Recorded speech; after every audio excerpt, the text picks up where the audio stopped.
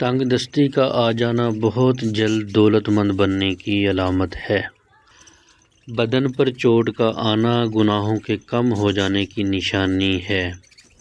طویل بخار کا ہو جانا اللہ کے راضی ہونے کی علامت ہے۔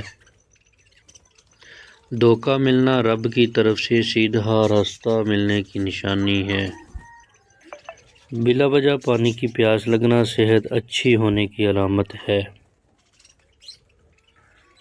دنیا سے دل لگ جانا اللہ سے دور ہو جانے کی علامت ہے۔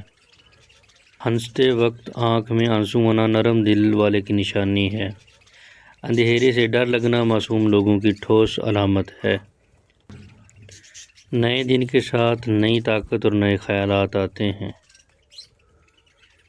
منزلیں سپاہیوں کا استقبال کرتی ہیں۔ بزدلوں کو راستے کا خوف مار دیتا ہے۔ بہترین لقمہ وہی ہے جو اپنی محنت سے حاصل کیا گیا ہو۔ کمزور انسان گلہ کرتا ہے کہ حالات ہی ایسے تھے کہ میرے خواب چھن گئے۔ بہادر انسان کہتا ہے انہی حالات نے مجھے خواب دیکھنے پر مجبور کیا۔ ناکامیوں کے ڈھیر میں سے کامیابی ڈھونڈ نکالنا بڑے لوگوں کی پہچان ہے۔